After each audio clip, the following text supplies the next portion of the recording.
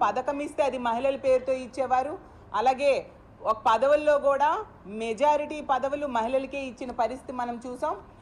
అసెంబ్లీలో ఏకంగా తీర్మానం చేశారు 50% మహిళలకి రాజకీయ పదవుల్లో, అలాగే వర్క్స్లో కూడా మహిళలకే రిజర్వేషన్ ఉండేట్టుగా అసెంబ్లీలో తీర్మానం చేయడం జరిగింది.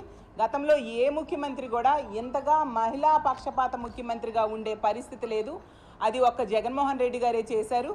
ఈరోజు తీసుకుంటే కూటమి ప్రభుత్వం మహిళల్ని ఎన్నికల టైంలో జగనన్న కంటే ఎక్కువ మేలు చేస్తానని మభ్యపెట్టి ఓట్లు వేయించుకొని 164 సీట్లతో అధికారంలోకి వచ్చి నెట్ట నిలువుగా ఈరోజు మోసం చేయడం జరిగింది. 15 నెలలైనా ఏ ఒక్క పథకం కూడా సరిగ్గా అమలు చేయని పరిస్థితి మనం చూస్తూ ఉన్నాం. మళ్ళీ తిరిగి చంద్రబాబు నాయుడు గారు మంత్రులు చెప్తూ ఉన్నారు సూపర్ 6లు సూపర్ హిట్ అని చెప్తూ ఉన్నారు. వాళ్ళకి నేను ఒకటే ప్రశ్నిస్తూ ఉన్నాను, మరి మహాశక్తి అనే పథకం పెట్టారు. ఆడబిడ్డ నిధి కింద ప్రతి నెల 1500 రూపాయలు 19 సంవత్సరాల నుంచి 59 సంవత్సరాల మధ్య ఉన్న మహిళలకి ఇస్తామని చెప్పి, మరి 15 నెలలు అయింది కదా, ఏ ఒక్క మహిళకైనా మీరు ఆడబిడ్డ నిధి ఇచ్చారా అని నేను అడుగుతున్నాను. మరి సూపర్ 6 ఎలా సూపర్ హిట్ అవుతుంది అని నేను అడుగుతూ ఉన్నాను.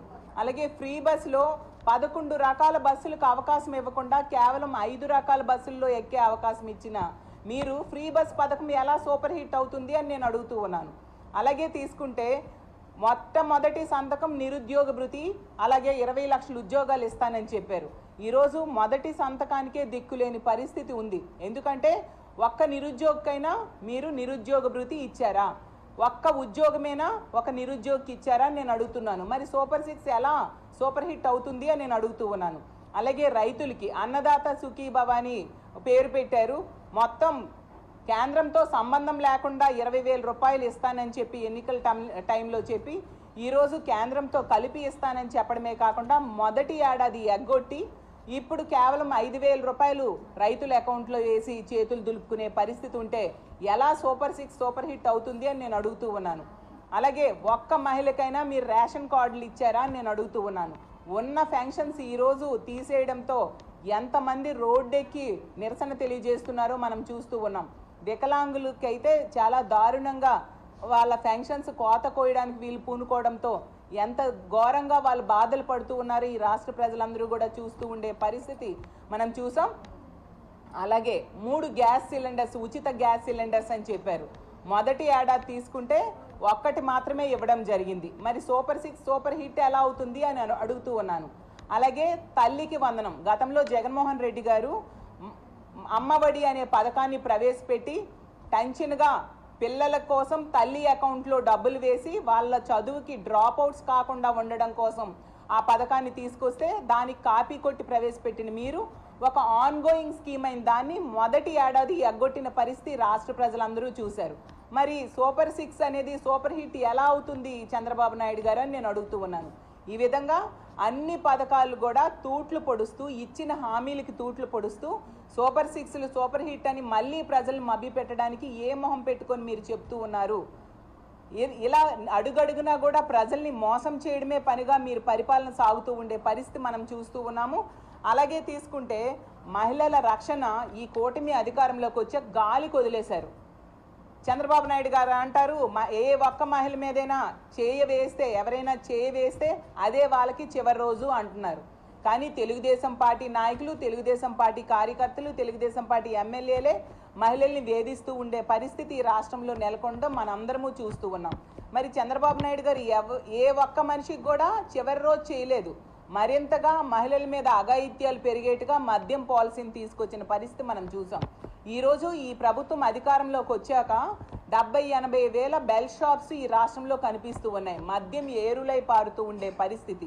ప్రభుత్వమే అఫీషియల్గా పెర్మిట్ రూములు పెట్టుకోవడానికి మద్యం షాప్స్ పక్క 5 లక్షలు కడితే చాలు పెర్మిట్ రూమ్స్ పెట్టుకునేట్టుగా వాళ్ళకి అవకాశం ఇచ్చింది అంటే ఎంత దారుణంగా మద్యం తాగడాన్ని వీళ్ళు ప్రోత్సహిస్తూ ఉన్నారో మనం అర్థం చేసుకోవచ్చు.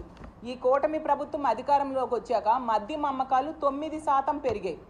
అంటే ప్రజలు తాగి వాళ్ళ ఆరోగ్యాన్ని పాడు చేసుకోవడమే కాకుండా ఎంతోమంది ఈ తాగుడికి బానిసై మహిళల మీద అఘాయిత్యాలు చేస్తూ ఉండే పరిస్థితి మనం చూస్తూ ఉన్నాము.